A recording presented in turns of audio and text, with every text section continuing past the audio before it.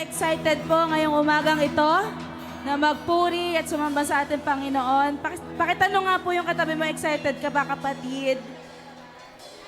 Ayan, di ba kung excited ka na, lahat tayo ay magpupuri sa ating Panginoon. No? Sa anuman ang pagsubok mo ngayon, kung may bagay kang pinagdadaanan, okay, madatnan tayo ng Lord talaga na umaawit. Amen? At nagpupuri sa Panginoon. Come on!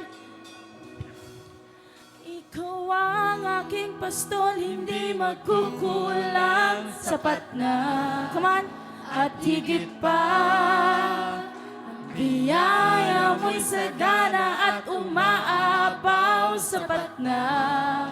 At higit pa, sapat na sa lahat kong pangangailangan, higit pa sa lahat kong inaasahan. Wala na ngang mahihiling pa, pagkat ika'y sapat na, ika'y sapat na, at higit pa. Come on, Life Giver Binyan! Clap your hands! Woo! Yeah! Ooh, oh, oh, oh. Come on, above the head! Let's clap our hands! Di manangamba sa kawalan, pagpapala mo'y laging laan. Di matatakot sa panganib, pagkat naririyan ka palagi. Di matitinag sa pagsubok, ang pagsama mo'y tiyak at lubos. Di mapipigil sa pag-awit, pagkat ikaw ay mabuti. Come on! Pagkat ikaw ay mabuti. Ikaw ang aking pastol, hindi magkukulang, sapat na. At higit pa, ang biyaya mo'y sagana at umaapaw, sapat na. At higit pa, sapat na sa lahat kong pangangailangan, higit pa sa lahat kong inaasahan. Wala nang nang mahihiling pa, pagkat ika'y sapat na, ika'y sapat na, at higit pa. Come on, clap your hands! Ooh, oh, oh, oh. Minsan pa, di mangangamba sa kawalan, pagpapala mo'y laging laan. Di matatakot sa panganib, pagkat naririyan ka palagi. Di matitinag sa pagsubok, ang pagsama mo'y tiyak at lubos. Di mapipigil sa pag-awit, pagkat ikaw ay mabuti. Oh, napakabuti. Come on! Ikaw ang aking pastol. Lahat mo sasayaw para sa Panginoon. At higit pa, biyaya mo'y sagana at umaapaw, sapat na. At higit pa, sapat na sa lahat kong pangangailangan, higit pa sa lahat kong inaasahan. Wala na nang mahihiling pa, pagkat ika'y sapat na, ika'y sapat na. Ikaw ang aking pastol, hindi magkukulang, sapat na. Lahat po sasayaw! Woo! Biyaya mo'y sagana at umaapaw, sapat na. At higit pa, sapat na sa lahat kong pangangailangan, higit pa sa lahat kong naasahan. Wala na nang mahihiling pa, pagkat ika'y sapat na, ika'y sapat na, at higit pa. Come on, clap your hands! Above the head! Come on! Ooh, oh, oh, oh. Ikaw ang aking pastol, hindi magkukulang, sapat na, at higit pa. Biyaya mo'y sagana at umaapaw, sapat na, at higit pa.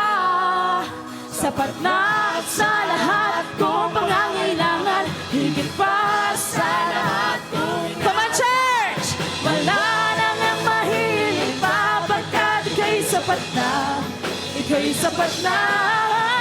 Ikaw ang aking pastor, hindi magkukulang. Sapat na, at higit pa, biyaya mo'y sagana at umaapang. Sapat na, at higit pa, sapat na sa lahat kong pangangailangan. Higit pa sa lahat kong inaasahan. Wala nang ang mahilig pa, pagkat ika'y sapat na, ika'y sapat na.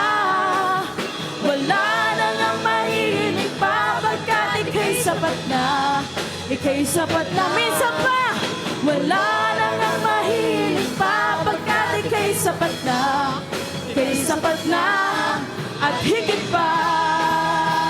Yes, Lord! Sunod dito masaya sa presensya ng Panginoon. Ooh, oh, oh, oh. Come on, clap your hands.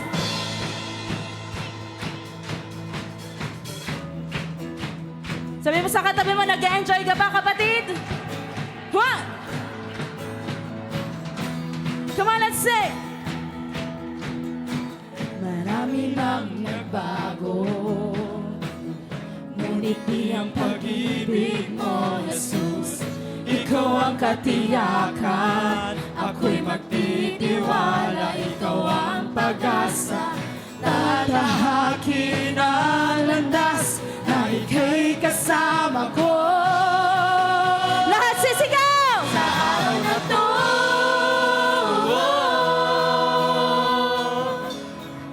may panibagong simula.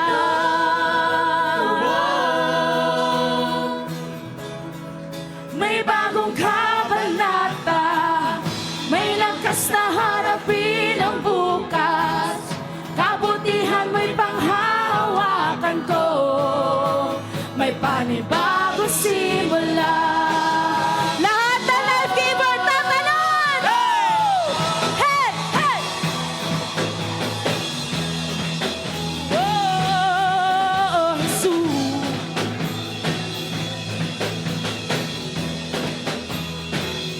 Come on! Hahabang patungo sa bagong bagay na iyong ginagawa, makapangyarihan ka, Jesus. Ikaw ang pag-asa, tatahakin ang landas na ika'y kasama ko. Let's declare! Sa araw na to,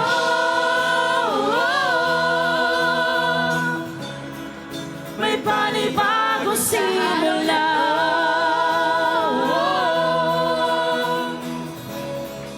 May bagong kabanata, may lakas na harapin ang bukas.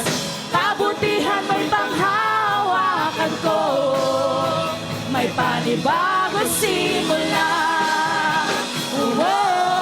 Sa araw na to, come on! May panibagong simula.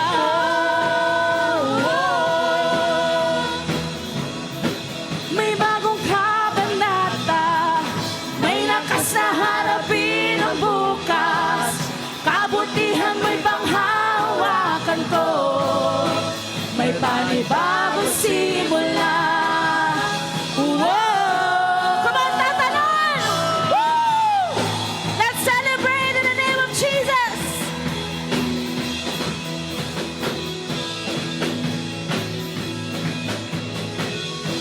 One. Higit pa sa nalalaman, higit pa sa naisip, higit pa sa aming hiling, ang kaya mong gawin. Higit pa sa nalalaman, higit pa sa naisip, higit pa sa aming hiling, ang kaya mong gawin. Sabihin natin sa Diyos, higit pa sa nalalaman, higit pa sa naisip, higit pa sa aming hiling, ang kaya mong gawin. Minsan pa, higit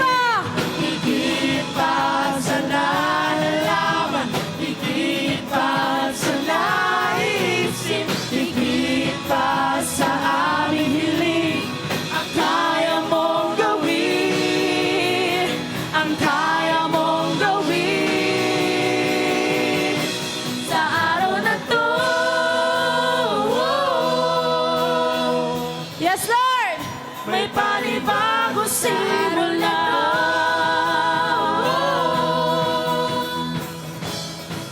May bagong kaban sa araw na to.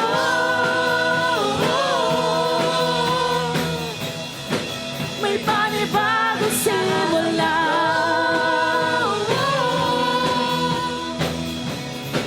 May bagong kabanata. May lakas na harapin ang bukas. Kabutihan mo'y panghawakan ko. May panibago simula. Whoa! Hey! Come on! Whoa! Oh, Jesus!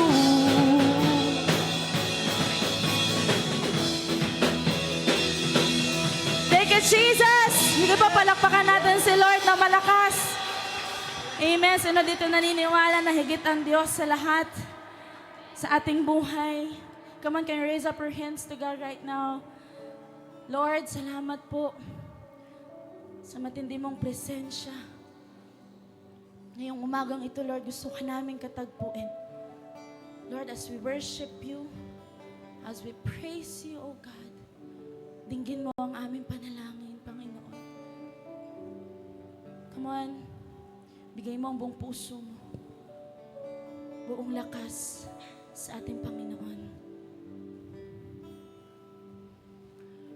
Kung mayroon lamang akong sanlibong buhay, hindi pagkakait, lahat sa'yo'y ibibigay. Gayon pa man sa'kin, nag-iisang taglay, ilalaan bawat saglit upang ibigin ka na walang humpay. Kung mayroon lamang akong sanlibong buhay, hindi pagkakait, lahat sa'yo'y ibibigay. Gayon pa man sa'kin, nag-iisang taglay, ilalaan bawat saglit upang ibigin ka nang walang humpay. Gaya ng dagat na hindi napapagat sa pag-alon, ang puso ko ay sa'yo magmamahal. Sa habang panahon, natatanging kayamanan ko'y ikaw ay sambahin. Wagas na pagsintay iyong dinggin, kalakip ng awitin.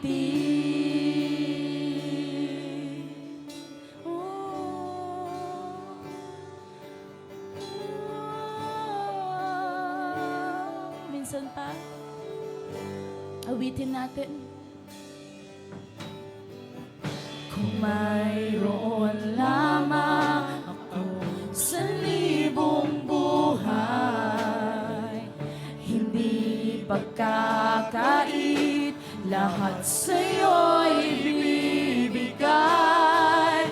Gayon pa man sa'kin, nag-iisang taglay, ilalaan bawat saglit upang ibigin ka nang walang humpay.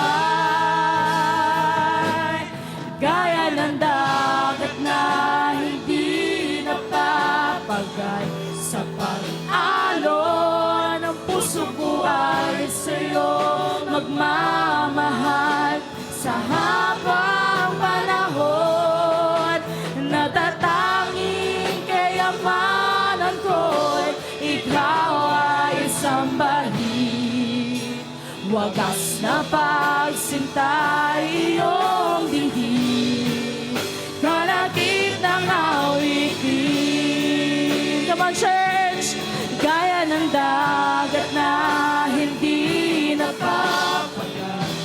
pag-alon ang puso ko ay sa'yo magmamahal.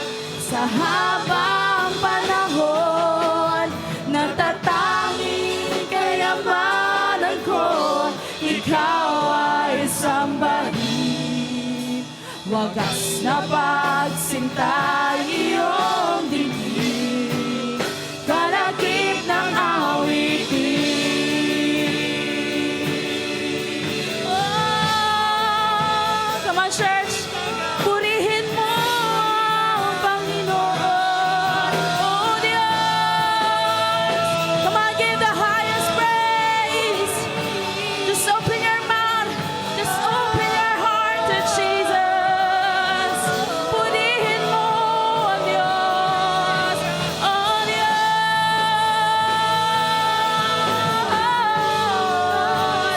Napakabuti mo,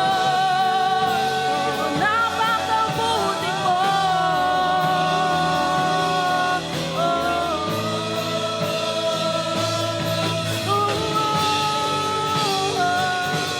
Purihin ka, O Diyos, itaas ang ngalan mo.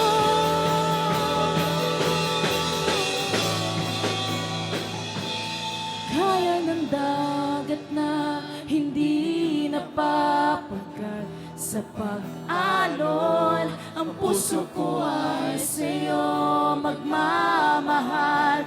Sa habang panahon, gaya ng dagat na hindi napapagat, sa pag-alon ang puso ko ay sa'yo magmamahal. Sa habang panahon, gaya ng dagat na hindi napapagat, sa pag-alon ang puso ko ay sa'yo magmamahal.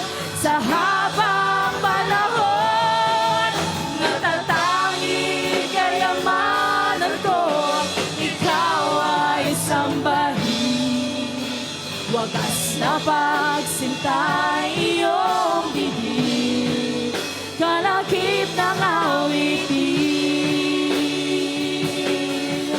Wagas na pagsinta iyong bibig, kalakip ng awitin. Minsan pa wagas, wagas na pagsinta iyong bibig, kalakip ng awitin.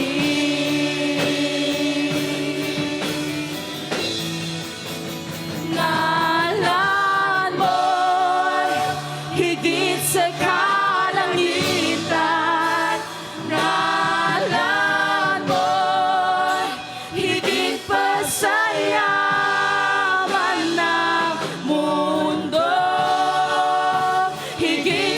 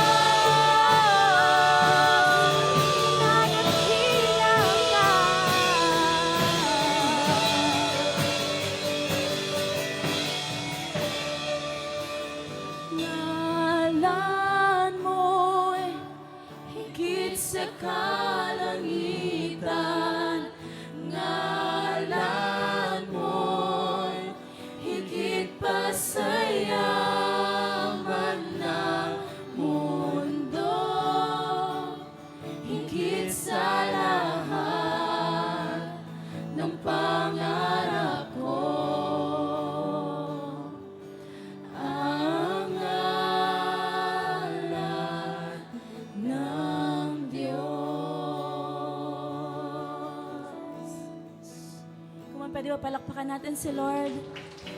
Just give the highest worship. Come on, palakpakan natin ang ating Panginoon for the last seconds. Come on! Lakasan mo pa ang pagpalakpak para sa Diyos. He deserves everything. Come on, church! Praise you! Thank you, Lord! We love you, Jesus! We worship you! Kung nasang lugar ka man ngayon, purihin, sambahin ang ating Panginoong Jesus! Oh, Diyos!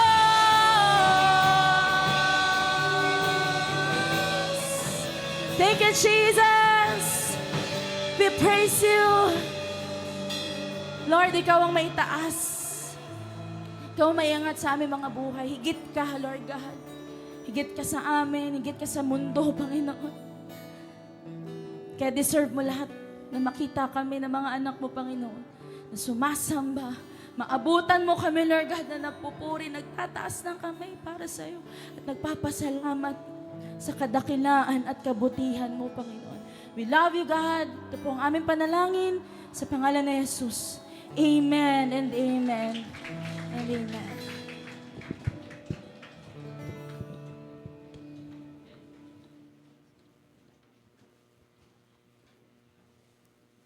Yun, hello po. Good morning, Life Giver Binyan. Let's appreciate po natin yung ating music team sa magandang pag-awit po nila. Ang usay po nila, ang gagaling po nila, ang gaganda po ng boses po nila. Kung binigyan din ako ng Panginoon ng maganda boss, siguro umaawit na rin ako sa harapan nyo. Kaso hindi eh. Gandang lalaki lang po. Joke lang. I'm JP Kinis from Bacoor, Cavite. I'm here in front of you to testify about giving and kung paano naging mabuti ang Panginoon sa buhay ko. Ito po yung verses na hinawaan ko that time, ang Matthew 6:31-33. Kaya huwag kayong mag-alala kung ano ang inyong kakainin, iinumin o susuotin. Ang mga bagay na ito ay pinahahalagahan ng mga taong hindi kumikilala sa Diyos. Ngunit alam ng inyong amang na nasa langit na kailangan ninyo ang mga bagay na ito. Kaya unahin ninyo ang mapabilang sa kaharian ng Diyos at sa pagsunod sa kanyang kalooban at ibibigay niya ang lahat ng pangailangan ninyo. College na po ako nung nakilala sa Panginoon at natutong sumunod at magbigay sa Kanya. May isa pong leader na nagsabi sa akin na unahin at huwag kalimutan na magbigay sa Panginoon at hindi Kanya papabayaan. Ang aking papa ay isang driver ng multicab at ang aking mama ay umi-extra sa bakery that time. Dalawa po kaming college ng kapatid ko, panganay, isang custom at course ko po na seaman. May dalawa po kaming kapatid na nag-aaral sa elementary at may isa pa po akong kapatid na baby na pinapagatas. Kung susumahin po, kahit pagsamahin yung kita ni Papa at kita ni Mama, sa tuition ko pa lang po hindi na po sasapat, hindi na po kakasya. Pero sa grasya ng Panginoon at sa patuloy na pagsunod sa Kanya, hindi po siya nagkulang sa pamilya ko. At that time, nagsasacrifice ako ng baon ko para lang makapagbigay sa Panginoon dahil ito lang ang aking kayang itulong sa mga magulang ko at hindi po ako binigo ng Panginoon at nakagraduate ako sa pagiging seaman.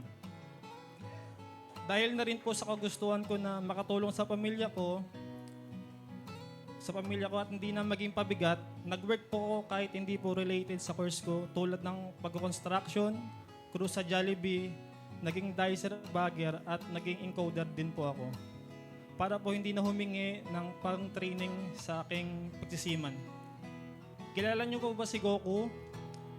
Taig pa po namin si Goku sa dami ng training ng aming training at mga requirements na para makompleto ang mga documents. Kulang na lang po mag-super science ako para matapos ko po agad yung mga training at requirements.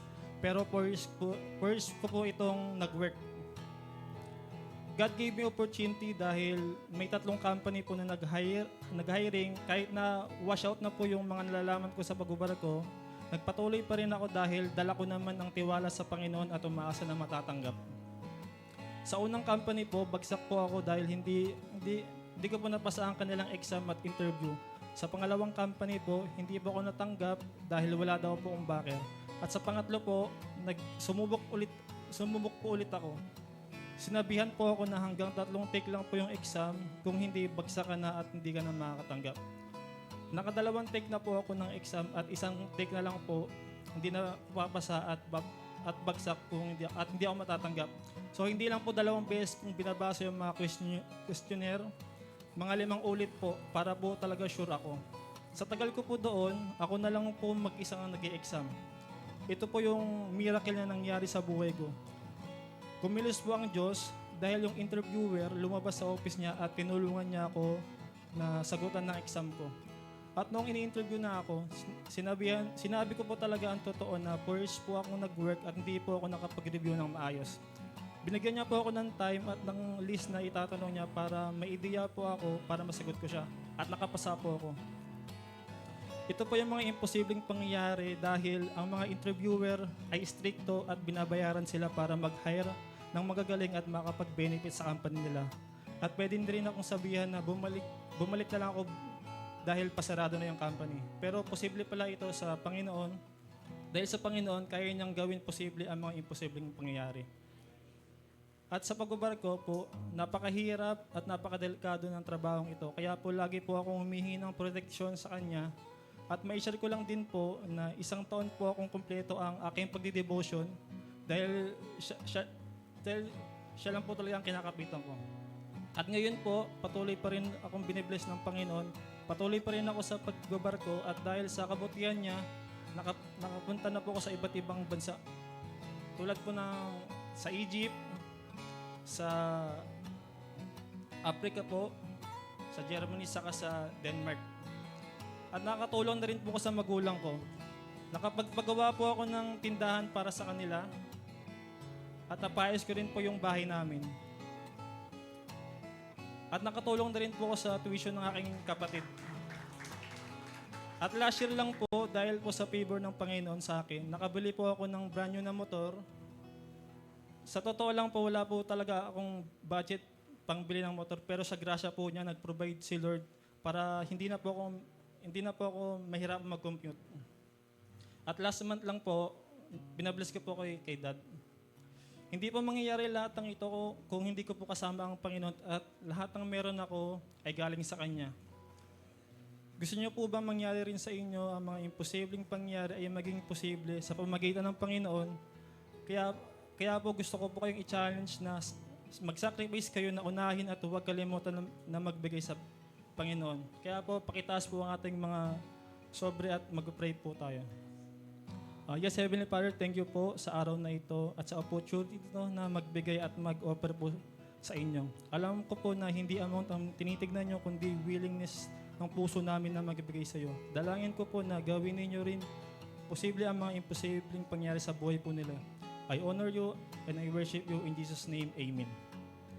Sa mga online naman po, may lalabas po sa ating mga stream. Diyan po tayo magbibigay sa AUB account at GCash account. At kung talagang may extra po kayo, ipapasil ko rin po yung GCash ko. Joke lang po. Ready na po bang lahat? Kung hindi pa, ako na po ang mag-preach. Hindi, joke lang po. Ready na po ba? It's my privilege to introduce to you our speaker for today. He is a man of God, a missionary and visionary of God. Ito po talaga ang tunay na gandang lalaki ng Life Giver Binyan. No other than Reverend John David Ocampo. Thank you po. Amen. Grabe.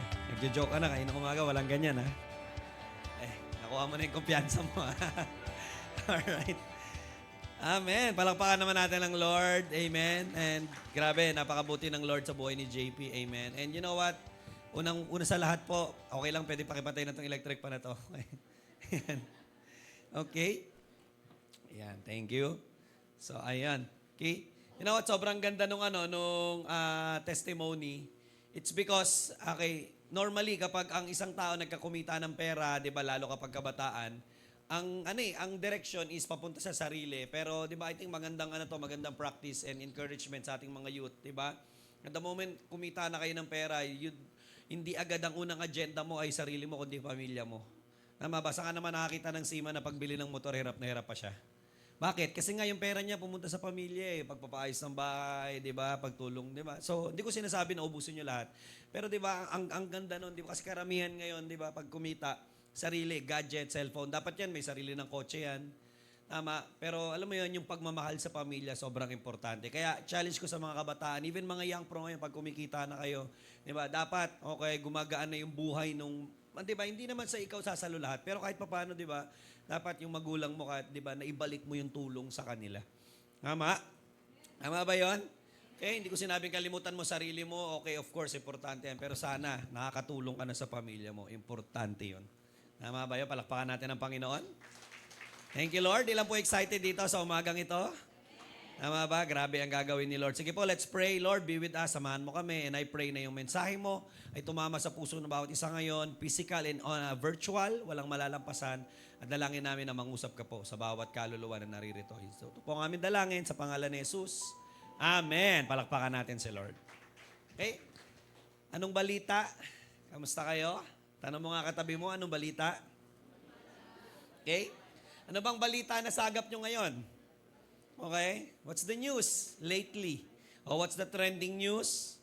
Okay, ano-anong mga balita na pakinggan nyo? Ano-anong balita umabot sa pandinig mo? Ano-anong balita ang tawag doon, trending sa Facebook wall mo? Diba? So, ang daming balita actually. Pag nag-scroll ka, makikita mo kabi-kabila ang mga negative news, Taal Volcano, pumutok. Diba? At tuloy-tuloy, meron siyang mga consistent na mga small eruptions. Yung Israel, inatake ng Iran at nagbabalak ang ang Israel na mag-counter-attack sa Iran. Okay. Si Doc Willie Ong na promoter ng health and wellness, di ba, physical wellness, ay nagkaroon ng cancer. Di ba? And I don't know kung naging viral sa Facebook wall nyo to, di ba, yung mga preschooler na sa Thailand na nag-field trip, umangga yung bus nila, okay, at nasunog. 22 na mga bata kasama teacher ang namatay. So, ang daming negative na balita na nangyayari ngayon, kabi-kabila kahit saan ka pumunta. Okay? Diba? Pero ang tanong ko, okay, nabalitaan mo rin ba na may ginagawang maganda si Lord? Kasi baka mamaya, ang concentration lang natin o ang balita na laging umaabot sa atin ay puro negative, puro pangit, puro hindi maganda. Okay? Pero on the other hand, nabalitaan mo ba na may ginagawa din si Lord maganda at matindi ngayon? Nabalitaan mo ba may ginagawang matindi si Lord sa simbahan natin? Nababalitaan mo ba na antindi ng pagkilos ni Lord sa mga taong naniniwala at tuloy-tuloy na nananampalataya sa Kanya? Nabalitaan mo din ba na may revival na ginagawa si Lord ngayon sa campuses, sa community, and even sa corporate world? Anong balita ang nakakaabot sa'yo? Okay, what news are you hearing? Diba? You know what? I found out na yung mga balitang napapakinggan or pinapakinggan natin ay may impact, may influence yan sa buhay mo, sa decision makings mo, and even sa mga actions mo. Diba? Kasi sino sa inyo rito kapag may kailangan kayong bilhin o kaya meron kayong hinahanap o kaya meron kang kailangang ipagawa, nagtatanong-tanong kayo kung saan merong magaling, saan may mabibili, na ganito. Diba? Ilan dito nagtatanong? Okay, importante kasi yung truthfulness and quality ng balita. Oy, balita ko, magaling gumawa dyan ah. Balita ko, quality daw yung mga produkto nyo dyan ah. Importante yung quality tsaka truthfulness ng balita kasi doon naka-base yung magiging result or outcome or quality ng produkto o serbisyo na matatanggap mo. Ilan dito nakabalita kayo, tama ba, ng isang magandang bagay na natitinda ron, pero ang totoo, hindi pala fake news, hindi pala original, peke pala. Mali na balitaan mo, kaya maling produkto yun na bili mo. Diba? Like for example, last week po nasira yung yung aircon ni Favor at for I think 1 week ata para kami nasa impyerno. Okay, napakainit lalo, tirik yung araw ng, 'di ba? Okay, nakaraan kaya pag bumabiyahe kami, umiiwas talaga ako sa traffic kasi the moment huminto lang kami kahit mga ilang segundo, parang feeling ko katabi ko na si Satanas eh. Okay, ang init eh. Lalo pag ang biyahe mo 1:00, 2:00, 3:00, grabe, napakainit talaga. Kaya lagi ang daan ko talaga puro expressway. Kahit malayo, mag-expressway ako para lang yung hangin mabilis. Okay? To make the long story short, nakabalita kami na merong marunong gumawa at nung in-scan, nung chinek niya, okay, yung aircon, ang sira daw ay thermostat. At nung tinanong namin magkano overall na gastos, 2.8. Wala pa yung materyales. Ang problema, ang hirap humanap ng thermostat ng aircon. Wala, inikot na namin dito. Shopee mo pa siya ma-order or online. Alright? Kaya lang, biglang all of a sudden, biglang may bumubulong sa akin, pa-double check. So, yun na, to make the long story short, pa-double check namin. And to my amazement, okay, diba, nagulat ako na hindi pala, okay, to make the long story short, nagawa yung aircon at hindi thermostat yung sira. Okay? At ang sira pala ay fuse lang. Can you imagine, sa 2,800 na labor, 2,800 lang yung ginastos. Sa 2,800 na labor na gastos, 200 pesos lang yung nagastos ko. Laki ng diferensya. Tama ba? Okay? So kung nag-go kami doon sa nabalitaan namin na gano'n, then, di ba, bye-bye yung 2,800 tapos hindi pa magagawa kasi hindi naman pala yun ang sira.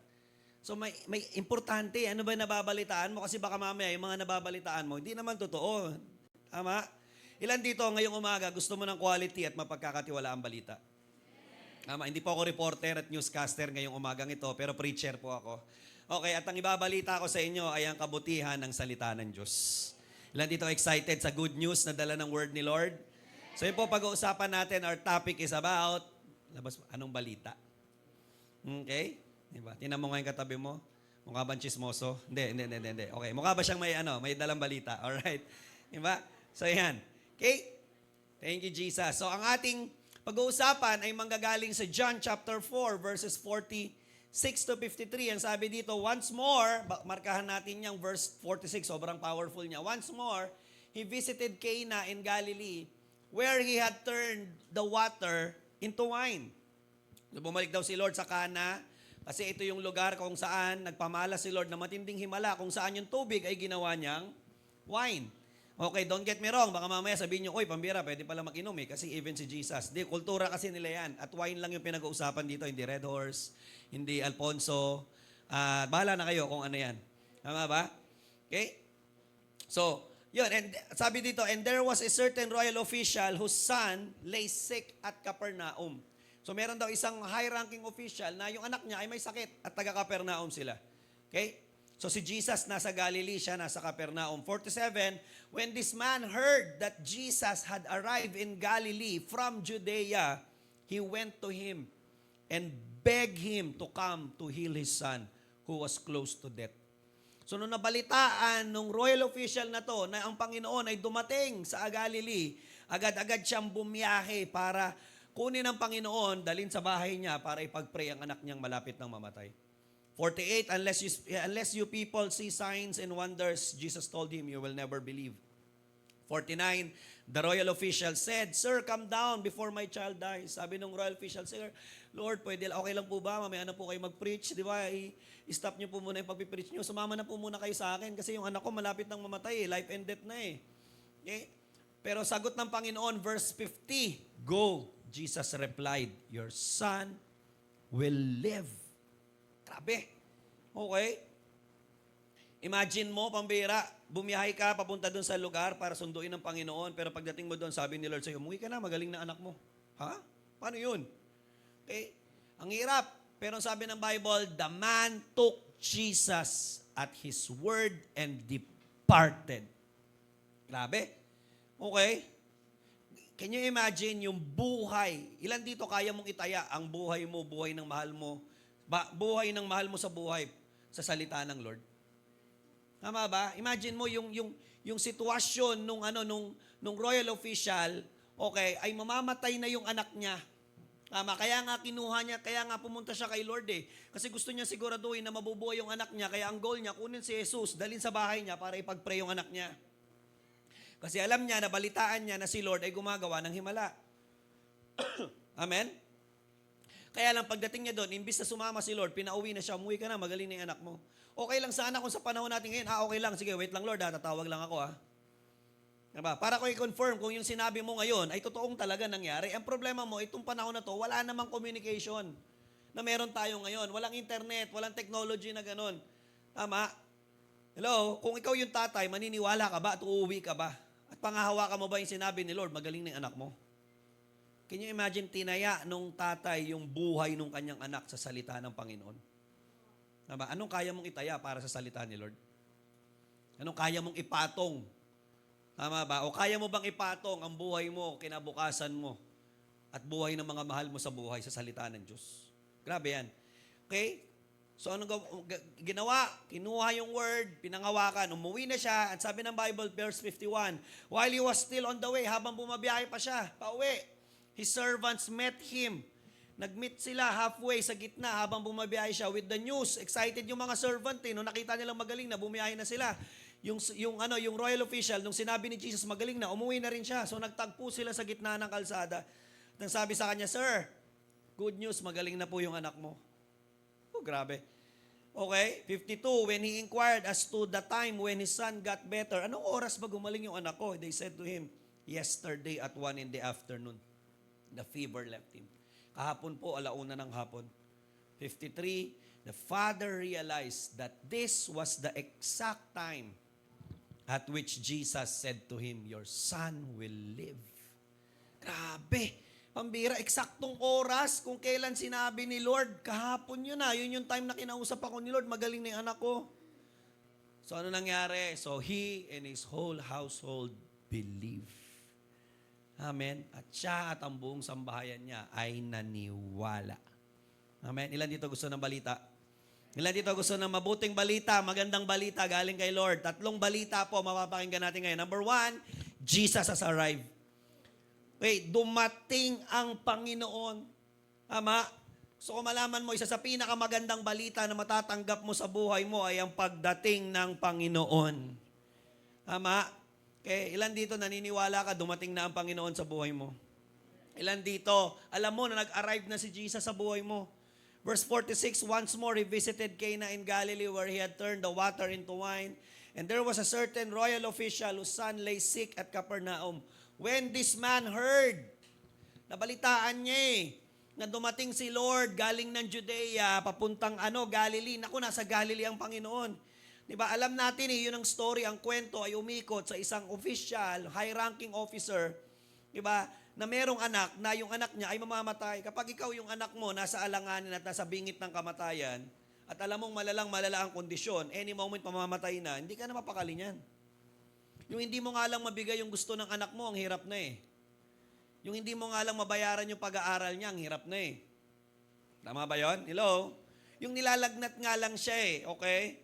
Diba, mahirap na Yung makita mo lang na, di ba hindi maganda yung kondisyon niya, yung hindi nga lang siya nakakain ng maayos, ang hirap na Tama ba?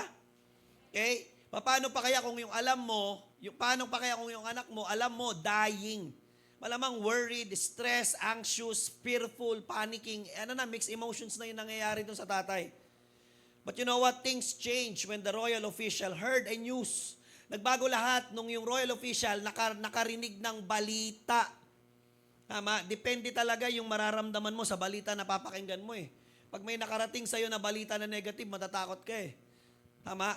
So yung royal official, all of a sudden, pwedeng na siya, aligaga na siya at pwedeng nasa stage na siya o nasa moment na siya na parang nawawala na ng pag-asa. But things change when the royal official heard, nako, dumating ang Panginoon sa Galilee.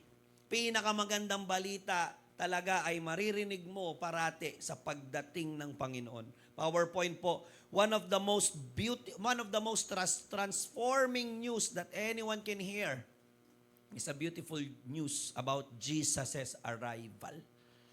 Dumating ang Panginoon. Di ba? Okay? Maybe yun nga, nauubusan na ng pag-asa yung royal official na may mabubuhay yung anak niya, gagaling pa. But all of a sudden, hope arises when the royal official heard a good news. Ano yung good news? Jesus has arrived at Galilee. Naku, dumating ang Panginoon. Probably itong royal official ay talagang hinahanap ang Panginoon. Diba? Kaya lang, ang problema niya, hindi niya mahanap, hindi niya malocate nasa ng Panginoon. Pwedeng alam niya, nabalitaan niya nasa Galilee, pero saan eksakto doon? Diba? Hindi niya malocate kung saan mismo andun ang Panginoon. Pero nung nabalitaan niya at nalocate niya, saan exactly nandun si Lord? Nasa Galilee, nasa Cana. Agad-agad, nabuhayan siya at nabigyan ng pag-asa. May tsansa pang gumaling at mabuhay ang anak ko kasi alam ko na kung nasa ng Panginoon. Hope arises for the royal official upon the arrival of Jesus. Jesus is in Galilee. And you know what? Habang inaaral ko po ito, na-realize ko gaano ako ka-bless. You know, imagine how blessed we are right now. Alam niyo ba kung gaano kayo ka-bless sa panahon natin ngayon? Diba? I don't know kung naiintindihan nyo, pero papaintindi ko po sa inyo. Gaano kayo ka-bless? Sa panahon natin ngayon, hindi mo kailangang hanapin at ilocate kung nasan si Jesus. Paano kung kagaya tayo nung panahon na to, di ba may sakit ka, asan kaya si Lord ngayon? Hahanapin mo pa siya? Nadidepress ka, asan kaya si Jesus ngayon? Hello? May matinding struggle na nangyayari sa buhay mo ngayon. May matinding struggle kayong pinagdadaanan sa pamilya mo. Lord, nasan ka kaya ngayon? Paano kung nasa moment ka, anong panahon ka na to, na kailangan mo pang ilocate kung nasan si Lord? Nasa Judea ka ba? Nasa Galilee ka ba? Nasa Binyan ka ba? Nasa Muntinlupa ka ba? Nasa Santa Rosa ka ba? Gaano tayo ka-bless sa panahon natin ngayon? Hindi mo na kailangan ilocate kung nasan si Jesus. Bakit? Alam mo na kung nasan siya. Sumasama naman siya sa'yo. Isang luhod mo lang, isang pikit mo lang, andyan na siya sa tabi mo. Amen? Isang seryosong panalangin lang, bababa siya at mag-a-arrive siya sa buhay mo. Alam mo na kung saan siya malolocate. Every Sunday sa simbahan, nandun si Jesus. Hello? Amen? You know what? Sobrang blessed natin sa panahon natin ngayon. Tama? Yung royal official, kailangan niya pang ilocate nasan si Lord. Tayo, hindi na. Kasi alam mo, anywhere ando ng Panginoon. Kaya nga 46, once more, he visited Cana in Galilee, where he had turned the water into wine. Yung unang pagdating kasi ni Jesus, kaya nga once more, galing na siya dyan dati, may ginawa na siya dyan dati. May himalang ginawa si Lord dati sa lugar na yan eh. Okay. In fact, unang-unang miracle na ginawa ni Jesus, okay, nung nandito siya sa lupa, ay ginawa niya dyan sa lugar na yan. At yun yung ginawa niyang wine, yung mga tubig. Ano ibig sabihin? Kapag dumarating talaga si Lord, may nangyayari. At yung pangyayari maganda. Kaya pag nag-a-arrive si Lord sa buhay mo, ang ganda nun. Huwag kang matakot pag nag-a-arrive si Lord sa buhay mo, pag kumakatok si Lord sa buhay mo, pag naungusap si Lord sa buhay mo, good news yun. Amen? Naku, bad news yan. Kasi pambira, hindi ko na magagawa yung bagay na gusto ko. Hindi ko na magagawa yung mga bisyo ko. Okay, well, bad news yan. Hindi mo na magagawa yung bisyo mo. Pero good news yan, hahaba buhay mo, gaganda buhay mo. Pagpapalaing ka, maaayos yung buong pamilya mo. Hello? Basta dumarating si Lord, may something supernatural na magaganap. Basta dumarating si Lord, may ordinary na nagiging extraordinary. Kaya dapat talaga binabantayan mo sa nag-a-arrive ang Panginoon sa buhay mo. Amen? Dapat bantay sarado mo, dito nag-a-arrive si Lord eh. Okay, dapat alam mo sa nag-a-arrive si Lord at alam mo rin sa nagde-depart. Dito nag-a-arrive si Lord sa mga bagay na to, sa mga gawain na to, sa ganitong pag-iisip, sa ganitong pamumuhay, sa mga ganitong klase ng tao. Amen. Markahan mo yun. Mark it. Dito nag-a-arrive si Lord. Pero sa mga bagay na to, dito nagde-depart si Lord, dito nawawala si Lord, dito umaalis si Lord. Markahan mo din yan. Ayoko ng mga bagay na yan. Hello, may kausap pa ba ako dito? The royal official heard, nabalitaan niya si Jesus nasa Galilee, minarkahan niya yon. Amen. Alam niya, nabalitaan niya. Tama? Dapat alam mo, markado mo. Pagkasama ko itong mga tao na to, naki-encounter ko si Jesus. Nag-a-arrive si Jesus, markado mo na yon. Ito yung mga tao na pag sinamahan ko, parati akong lumalapit at napapalapit kay Lord. Tama? Pag ito naman mga klaseng tao na to, markahan mo na yan. Pag ito kasama ko, nagde-depart si Lord, nawawala si Lord. Markahan mo na, ayoko nang sumama sa mga tao na yan, nilalayo nila ako kay Lord. Amen? Pagkasama ko itong mga tao na to, nag-a-arrive si Lord. Pagkasama ko itong mga tao na to, uma-arrive si Lord. Hello? Jesus is in the church. Naku, mamarkahan ko yan. Jesus arrives every Sunday in our fellowship. Dapat alam mo yan. Jesus is in your satellite. Alam mo dapat yan. Markahan mo yan. Jesus is in your life group. Markahan mo yan. Amen? Hello? Once more, he visited Cana. Muli, bumalik siya. Markahan mo kasi bakit? Babalik at babalik si Lord sa lugar kung saan siya unang gumawa ng himala sa buhay mo. Amen?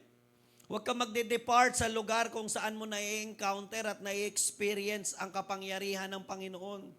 Markahan mo yun kahit anong mangyari, kahit magka-problema ka, kahit mahirapan ka, kahit mabigatan ka. Dito ko na-encounter si Lord eh.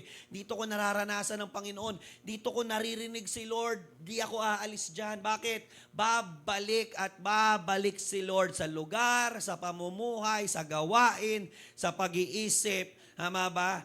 Na nag-glorify siya. Kung saan bumababa si Lord, babalik at babalik siya ron. Jesus arrives in your devotional time, in your prayer time, in your worship time. Markahan mo yan. Jesus arrives in your giving and serving time. Markahan mo yan. Jesus arrives in your obedience. Markahan mo yan. But also, Jesus departs in your disobedience. Markahan mo din yan. Tama? Hello? May gusto pa ba ako dito? Dapat minamarkahan natin saan bumababa si Lord, saan nawawala si Lord. Amen? Dapat minamarkahan mo. Tama ba? Okay, anong pakiramdam, anong pag-iisip? Kapag ito ba nararamdaman ko, lumalapit ako kay Lord. Kapag ito yung mga bagay na ginagawa ko, nag-a-arrive si Lord sa buhay ko. Pero pag ito naman yung mga bagay na ginagawa ko, nawawala si Lord. Then, ayoko na yan. Ayoko ng ganyang klase ng pag-iisip. Ayoko ng ganyang klase ng emosyon. May lugar at gawain at pamumuhay na doon nag-a-arrive si Lord.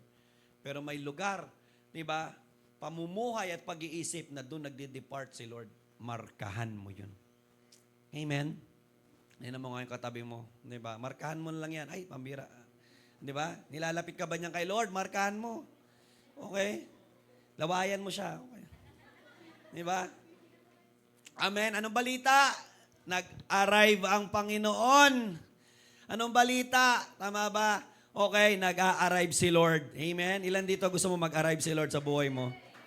Number 2, ano pang balita? A royal official begging. Pangalawang balita, pambira, may isang high-ranking official na nagmakaawa sa harapan ng Panginoon. Alright? Hello? Ayan. Okay? Begging. Verse 47, when this man heard, nabalitaan niya na dumating ang Panginoon, nag-arrive sa Galilee, so pumunta siya roon, bumiyahe siya, at nagpatira pa, nagmakaawa sa paanan ng Panginoon. Saan ka nakakita, high-ranking official begging? Diba? Walang ganon. Mataas na tao, politiko, makikiusap sa'yo. Pwede, pag eleksyon, after nun, diba, baliktad na uli. Tama ba? Pero hindi nangyayari yon. Tama ba? Makapangyarihan, maimpluwensya? Tama? Magmamakaawa? Hindi. Hindi normal sa isang high-ranking official ang lumuhod at magmakaawa. What high-ranking officials normally do is not begging but commanding and demanding. Diba? Ang alam nila ay hindi magmakaawa. Ang alam nila mag-command, mag-demand. Psst, halika nga rito. Uy, gawin mo nga yun. Bisa mo nga, bagal-bagal mo eh. Yun ang galawan ng mga official. Mag-utos, pero pag makaawa, di nila alam yan. What high-ranking official knows is authority, not humility. Tama? Pero iba tong royal official na to. Hindi siya commanding. Hindi rin siya demanding. Hindi siya authoritative. Pero nagpakita ng humility sa paanan ng Panginoon. Ano ibig sabihin? Lumalabas na dapat sa paglapit natin sa Lord. Walang title, walang ranking, walang famous, walang sikat, walang mayaman, walang maimpluwensya. Pagdating sa harapan ng Panginoon, lahat ng tao, kahit sino ka man, dapat lahat tayo humble. Pinakita yan ng high-ranking official na to. Wala akong ranggo, wala akong titulo pag si Jesus ang kaharap ko. Hubad title, baba ng ranggo, lahat ng earthly authority na meron ka, wala yan sa harapan ni Lord. Lahat ng tao sa harapan ng Panginoon dapat servant attitude. Amen? Yung royal official, sa mundo, high-ranking siya. Pero alam niya, sa harapan ni Lord, servant siya. Amen? Alam mo ba na sa harapan ni Lord, servant ka? Amen? Yung royal official, sa lahat ng tao, very demanding, very commanding. Pero sa harapan ni Lord, naging begging. Amen ba yun?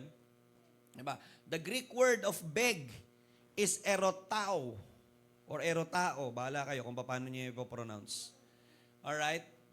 Diba? And that Greek word means ask a question. Nagtanong or ask for something. To ask, to request. Pero pag inaral mo pa siya, lalabas that yung Greek word na erotao is in the imperfect tense, meaning nag-i-imply siya ng continuous action. Ibig sabihin, hindi lang one time na nagpakababa itong high-ranking official. Tuloy-tuloy siyang nagpakababa at nagmakaawa sa paanan ng Panginoon hanggang mapansin siya ni Lord, hanggang makuha niya atensyon ng Panginoon, hanggang makuha niya kung ano yung nilalapit niya sa Panginoon. Hindi siya tumigil. He kept on asking. Okay? He kept on praying. He kept on, alam mo yon, talagang tuloy-tuloy.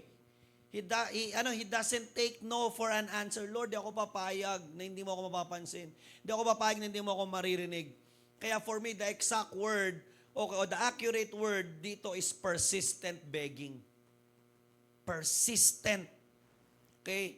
Walang sawa, walang tigil na pagmamakaawa kay Jesus. Persistent begging, not irritating. Kasi may mga makukulit na nakakairita.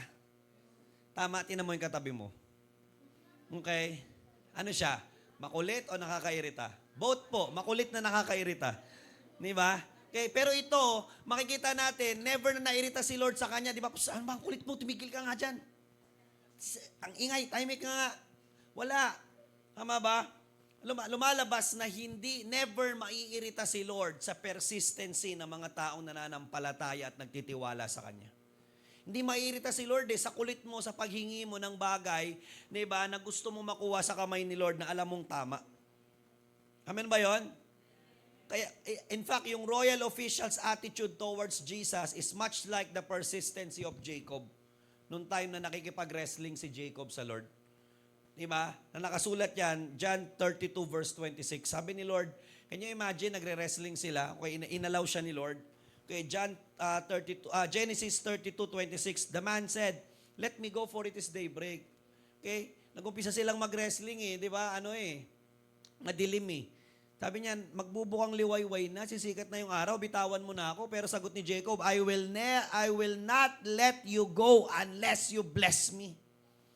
Dapat ganun yung persistency natin sa Panginoon na, Lord, andito lang ako at kahit na anong mangyari sa buhay ko, kahit na ano pang problema ang i-allow mong maranasan ko, hindi ako bibitaw sa'yo. Mawawala lahat ng mga bagay, pag-aari ko, mga tao nakapaligid sa akin, pero hindi ako papayag na pati ikaw mawala ka sa akin. Dito lang ako, di ako bibitaw sa'yo. Amen? Oh, grabe. Amen? Anong balita? Number 1, Jesus has arrived. Number 2, a royal official begging. Ilan pa rito gusto ng balita? The third and the most powerful news. Pangatlo po, Jesus' word. Jesus' word is a powerful word. Alam mo ba na ang salita ni Lord ay makapangyarihan? Tama ba? Okay? Alam mo ba na ang salita ni Lord ay nagpo-produce ng himala? Verse 49, the royal official said, Sir, come down before my child dies. Okay? Sabi niya, Sir, Lord, okay lang ba? Mamaya ka na mag-preach, mamaya mo na kausapin yung maraming tao. Halika na, biyahe na tayo kasi matagal-tagal pa yung biyahe natin. Baka hindi na natin abutang buhay yung anak ko. Pero ang sagot ng Panginoon, go. Jesus replied, your son will live. Uwi ka na. You know what? I just want you to picture out yung royal official galing ng Capernaum, bumiyahe siya ng Galilee.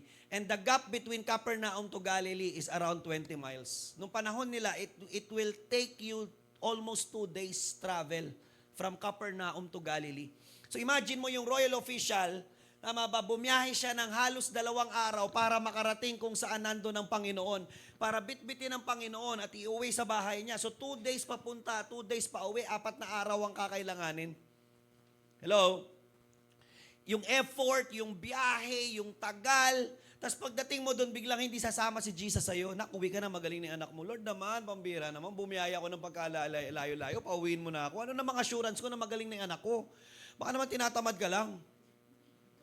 Kaya ayaw mo sumama sa akin, baka pagod ka na. Lord, buhay ng anak ko nakataya dito. Hello? Diba? I just want you to, gusto ko lang kayo ilagay dun sa paanong royal official para maramdaman natin na hindi basta-bastang madali. It's not easy. Hindi ganun kadali yung ginawa ng royal official. Pero sabi ni Lord, hindi, uwi ka na. Okay lang sana kung may gadget, kung may technology, kung may cellphone. Sige Lord, okay lang tawagan ko muna sila sa bahay. Kung i-confirm ko lang yung sinabi mo, totoo. Tama ba? Okay lang sana kung may My Day na bigla, oy, nga no Lord, grabe, nag-My Day yung servant ko, yung anak ko magaling na. Walang ganun Tama, how can you confirm that what Jesus had said to you on that moment is really true? Paano niya ngayon i-confirm? Para ma-confirm niya yun, kailangan niya pang umuwi ng 2 araw. Tama? Ang hirap nito, okay, sige Lord, uuwi ako 2 araw. Paano kung wala? Tapos babiyahin na naman ako ng 2 araw para makabalik at hanapin kung nasan si Jesus. Ang daming tumatakbo sa isipan ng royal servant. Lord, di pwede. Kung ako yung royal official, ay, di ako papayag. Lord, bumiyahe nga ako ng 2 araw para kunin ka. Sama ka sa akin para sureball ako. Amen? Diba? Nag-effort ako. Tsaka Lord, pambira. Can you imagine, nagbaba ako ng ranggo ko dito, nagbaba ako ng titulo ko. Lahat ng tao dito, kilala ako, high-ranking official ako, inutusan ko lahat yung mga yan.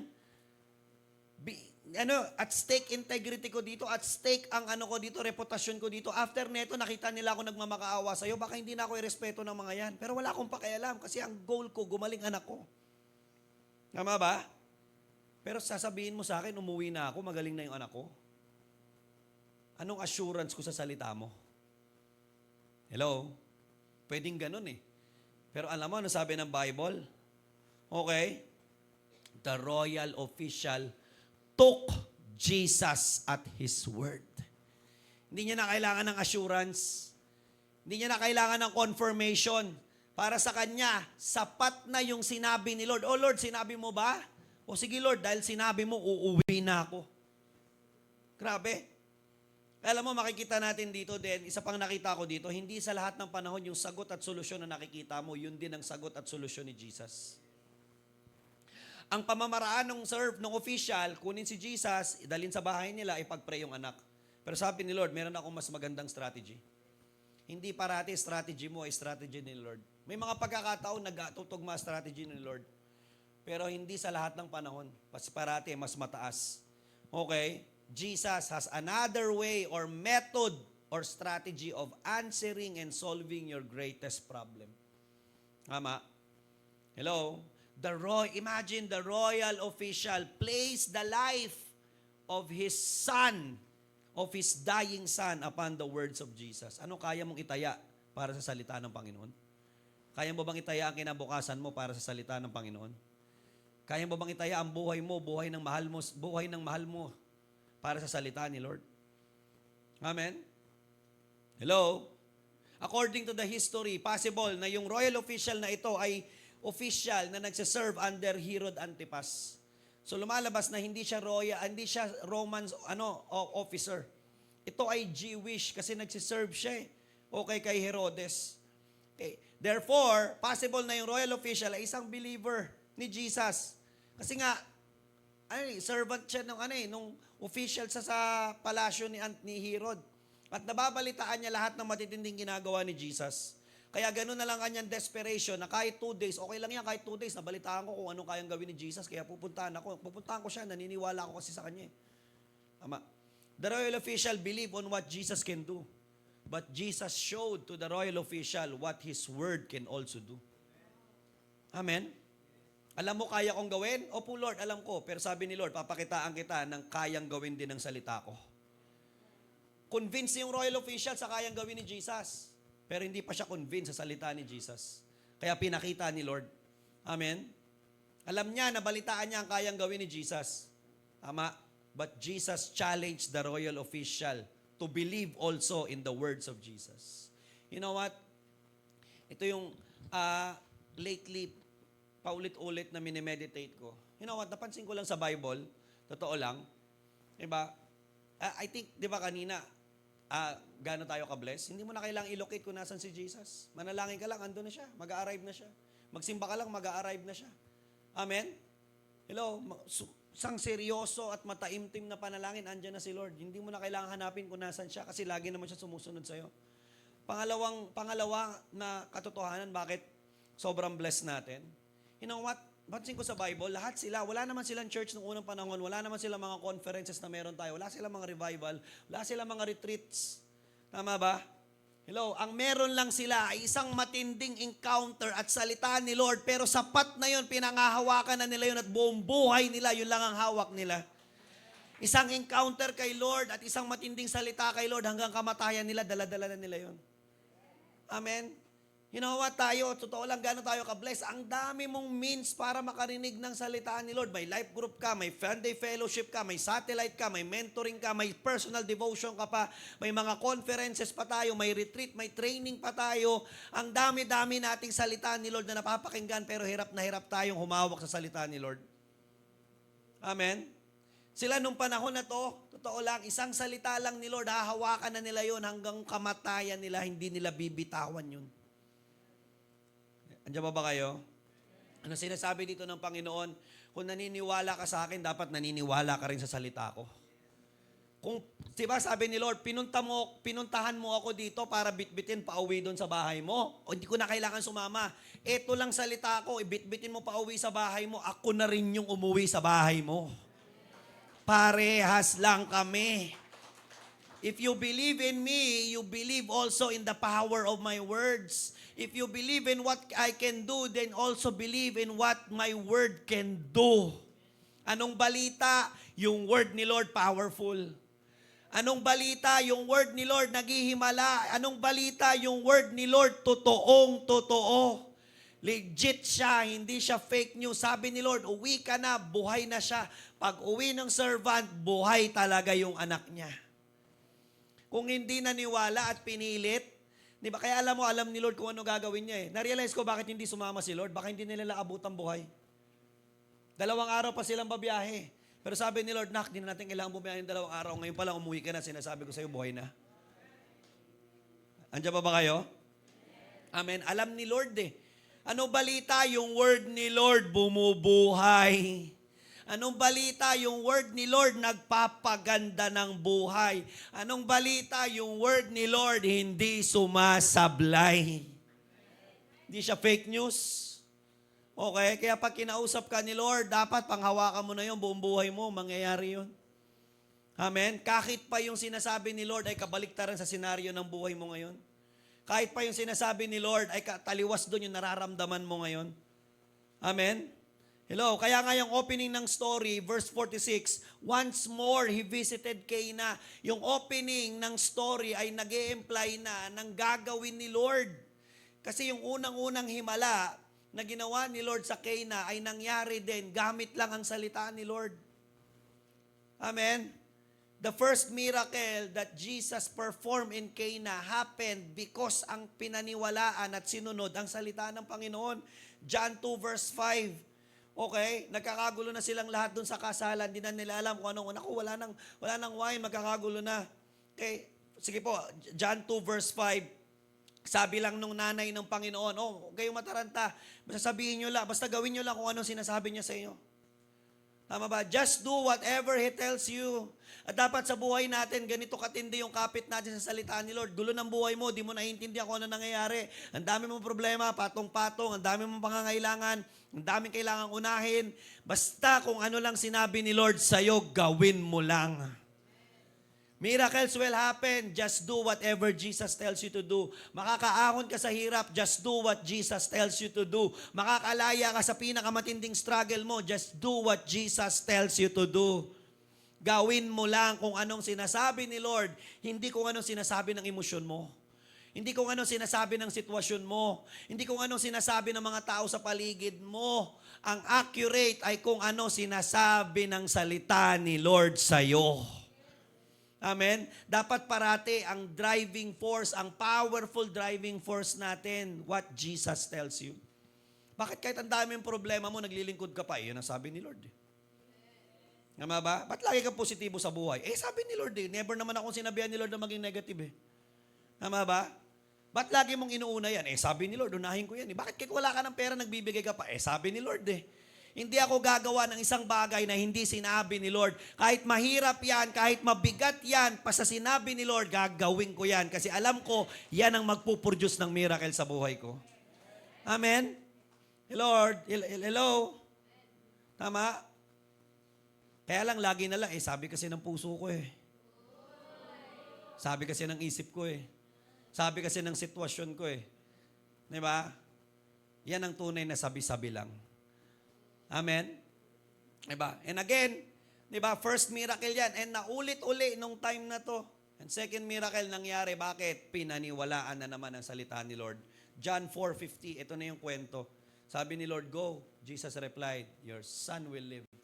And the man took Jesus at his word and departed. Sana wag kayong umuwi sa lugar na to ngayon na wala kayong baong salita ni Lord. At pag uwi mo, kada attend mo ng life group, ng satellite, ng fellowship, ng SOD, ng retreat, at nag-uuwi ka ng word. Amen? At inuuwi mo yun sa bahay mo. Yung royal official, inuwi niya yung word sa bahay niya. Both two miracles, powerful miracles, are products of obedience to Jesus' words. How powerful Jesus' words are? Gaano ka-powerful ang salita ni Lord? Number one, it is accurate. Diba? Sobrang accurate ng salita ni Lord. Kung kailan ni-release, tinanong ng servant, kailan gumaling yung anak ko? Ay kahapon po, alauna. Na-realize ng tatay, pambihira, yun din yung eksaktong oras sa sinabi ni Lord. Tama ba? Kung kailan ni-release ni Lord yung word, nangyari, accurate. Tama ba? Accurate salita ni Lord. Ba't hindi pa po nangyayari sa akin ngayon? Diba? Well, may sariling timing kasi kaya alam mo lang nasasabi kasi na hindi accurate kasi nakatingin ka sa timing mo. Gusto mo ngayon na? Amen. May sariling timing si Lord kung kailan i-fulfill yung sinabi niya sa'yo. Amen. Pero isa lang ang sinasabi natin dito, accurate. Pangalawa, how powerful Jesus' words are. It has no boundaries and limits. Walang boundaries. Pambira, 20 miles yung biniyahe ng salita ni Lord. Pero gumapang yung salita ni Lord 20 miles. Pero di ba yung original na biyahe 2 days pero hindi na inabot ng 2 days. In fact, kung kailan ni-release ni Lord, walang boundary. Ay, sorry taga saan ka ba? Capernaum po, Lord. Ay, sorry, hindi abot ng salita ko yun. Hanggang Galilee lang ako eh. This is the real wireless connection. Itong mas matindi pa to sa Wi-Fi. Yung Wi-Fi mo hanggang kabilang bahay lang, hindi na nga umaabot eh. Yung Wi-Fi mo, bumagabangga lang sa mga pader, ang hina na ng connection eh. Yung salita ni Lord, walang boundary, walang limitation. Kahit nasan ka pa, aabutin ka ng salita ni Lord. Amen. And last, number 3, how powerful Jesus' words are. It is life-saver. Bumubuhay. Dying na yung bata. Wala na. Okay? Okay lang sana kung dying, pero iba yung dying. Tama, tinan mo yung katabi mo. Okay? Diba? You know what? Lifesaver yung salita ni Lord. Bumubuhay siya. Gusto mong mabuhay, kumapit ka sa word ni Lord. Kaya lagi kang mukhang patay at parang patay na patay yung buhay mo. Ayaw mong kumapit sa salita ni Lord. Baka kung buti pa yung salita ng politician, minsan mo lang napakinggan, hindi naman nangyari. Hanggang ngayon, pinaniniwalaan mo pa. Baka nga meron dito hanggang ngayon, umaasa ka pa sa 10K. Tama ba? Hello? Stop trusting man's words. Start believing God's word. Ang life-saver, ang life-giver ay salita ng Lord. Bumubuhay yan. Amen? Tapos na po ako. What to do now? Ano kailangan natin gawin? Paano natin i-apply sa buhay natin? Number 1, sulat mo po, bantayan mo kung saan at kailan mag-a-arrive si Jesus sa buhay mo. Markahan mo yun. Saan ba nag-a-arrive si Lord? Every Sunday nag-a-arrive si Lord. Hindi ako mag-miss ng Sunday ko. Kasi na-encounter ko si Lord dun eh. Tama ba? Every time umattend ako ng life group, may maganda nangyayari sa buhay ko, nag-a-arrive si Jesus. Nandun ako parati. Every time may satellite, grabe gumagaan yung pakiramdam ko. Nararamdaman ko pag-ibig ni Jesus. Andun ako. Kung saan nag-a-arrive si Lord, mag-a-arrive din ako. Kung saan nagde-depart si Lord, magde-depart din ako dun. Amen? Yung mga klase ng tao na to, pag sinasamahan ko, nawawala ako kay Lord. Ayoko na niya, mamarkahan ko ng X lahat yan. Kaya dapat lagi may dala kayong marker, di ba? Pagkausap nyo, ito, nawawala ako kay Lord. Markahan mo yung noon niya ng X. Di ba? Palatandaan yan. Tama ba? Para pag nakikita mo na, X yan. Markahan mo na. Anong klaseng pag-iisip ang naglalayo sa'yo kay Lord? Every time nararamdaman ko tong ganitong emosyon, nalalayo ako kay Lord. Ayoko na ng emosyon na yan. Markahan mo na. Pakisabi sa katabi mo, markahan mo na. Number 2 po, lagyan mo ng matinding persistency ang paglapit at panalangin mo sa Panginoon. Huwag ka lang basta manalangin ng isang beses tapos pag hindi nangyari, ayaw mo na. Amen? Tama? Kapag nanalangin ka, lagyan mo ng persistency. Lord, di ako titigil manalangin hanggat hindi to nangyayari sa buhay ko, sa pamilya ko. Hindi ako titigil hanggat hindi naboborn again, hindi nakakakilala. Hindi ako titigil hanggat hindi ko na-invade yung campus ko. Hindi ako titigil hanggat hindi ko nakukuha yung abot yung pangarap ko. Amen? Hello, samahan mo ng persistency yung panalangin mo. Hindi nanalangin ka, tapos wala nangyari, ayaw mo na. nanalangin ka, tapos nagka-problema ka pa, ayaw mo na, hindi naman totoo yan eh. Amen? Be persistent. Amen? Number 3, second to the last, panghawakan mo na ng matindi ang salita ng Lord na binibigay niya sa'yo. Pag may binigay si Lord na word sa'yo, panghawakan mo na yan. Diba? Gusto ko malaman mo that the word of the Lord is worth putting everything. Kaya ng Lord saluhin. At worthy ang salita ni Lord na ipatong mo lahat dun. Buhay mo, buhay ng pamilya mo, buhay ng mahal mo sa buhay, pangarap mo, kinabukasan nyo, kayamanan mo, karir mo, pangarap mo, lahat. Pwede mong ipatong sa salita ni Lord. Hindi babagsak. Masasandalan, mapapanaligan, hindi sasablay. Accurate yung word ni Lord. Na pag kinausap ka ni Lord, hanggang kamatayan, wag mong bitawan yan. Amen. Ba't nandiyan ka pa rin? Kasi, kahawak ako sa salita ni Lord. Amen. Sabi kasi ni Lord. Amen. Hello, and last, number 4. Tapos na po ako. Ang fulfillment ng word ni Lord ay dapat nagli-lead para ikaw at ang buong pamilya mo ay maniwala kay Lord. Tama? Okay. Ilan dito ang dami ng salita ni Lord na nangyari sa buhay mo? Diba? Then dapat yung salita ni Lord na nangyayari at naisasakatuparan sa buhay mo ay nagli-lead sa'yo para kunin at dalhin ang buong pamilya mo sa Lord. Dapat yung salita ni Lord ay nagli-lead sa'yo para lalo ka maniwala, hindi ka lalong magduda. Because of the word of God, of Christ that was fulfilled, sabi nung royal official, pambira, hindi pwedeng hindi ako maniwala kay Jesus. At hindi pwedeng ako lang ang naniniwala, kailangan buong pamilya kaming naniniwala. Ganyan pala ka-powerful yung word niyan. Ganyan pala ka-accurate yung word niya. Kaya kailangan buong pamilya kaming nakakaranas ng powerful na word na yan. Kailangan buong pamilya kaming nakakapit sa powerful word na yan. Amen? Can I invite everyone to stand up? Anong balita? Baka puro negative na balita lang ang daladala natin sa buhay. Church, gusto kong paalala sa inyo. Ang dami ng buhay na binago ng Panginoon. Nasaan ka? Baka hanggang ngayon, nasa pagdududa ka pa rin. Si Lord, nasa pagbabago na ng buhay ng iba, na pag-iiwanan ka na. Nasaan ka? Baka hanggang ngayon, nasa paano kung ka pa din. Si Lord, nandun na sa pag-aangat at pagpapaganda ng buhay ng iba. Hello? Anong balita? Ang dami ng buhay na binago ng Panginoon. Ang dami ng buhay na ginamit ni Lord. Ang dami ng makasalanang pinatawad at ngayon malinis na at namumuhay ng malinis sa harapan ni Lord. Anong balita? Ang daming tao, ang pakiramdam nila, hindi sila karapat-dapat, pero ginawa sila ng Panginoon karapat-dapat.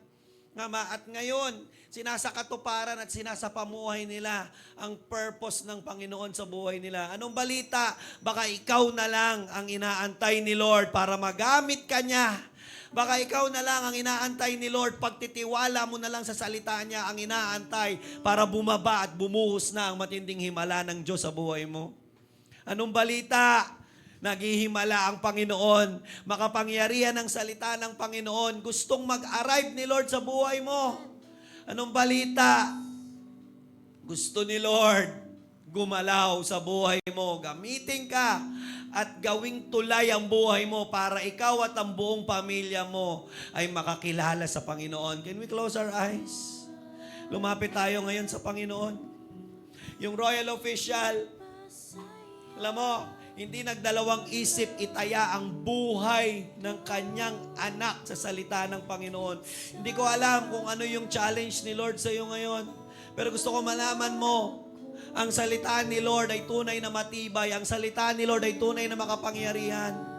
Pwede mong itaya ngayon sa salita ni Lord ang buhay mo, kinabukasan mo, karir mo, pangarap mo.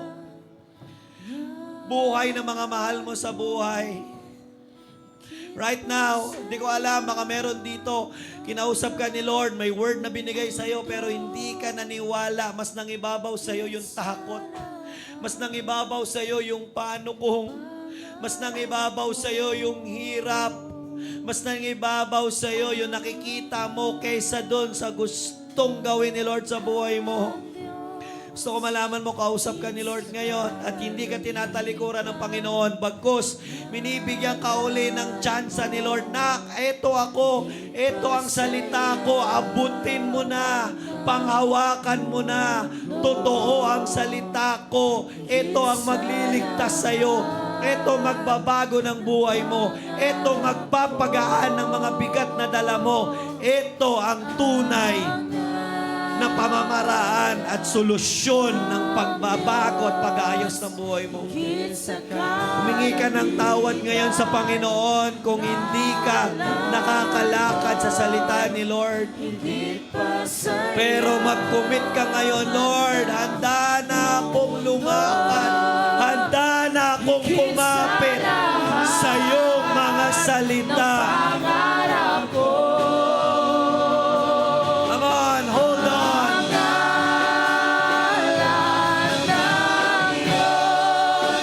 Higit sa kalagitan, ngalan mo, higit pa sa yaman ng mundo, higit sa lahat ng pangarap ko. Ang ngalan ng Diyos, Come on, life giver. Sabi ni Lord, anak, kumapit ka sa salita ko. May salitang binibigay si Lord sa iyo ngayon. May word si Lord sa karamdaman mo. May word si Lord sa struggle mo. May word si Lord sa kahirapang dinatamasa mo ngayon.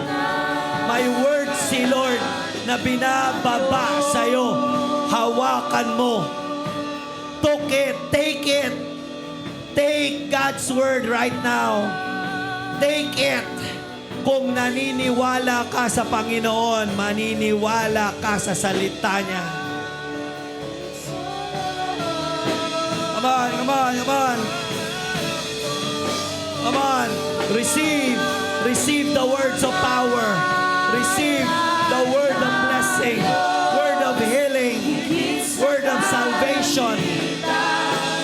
Ngalan mo, higit pa sa yaman ng mundo, higit sa lahat ng pangarap ko.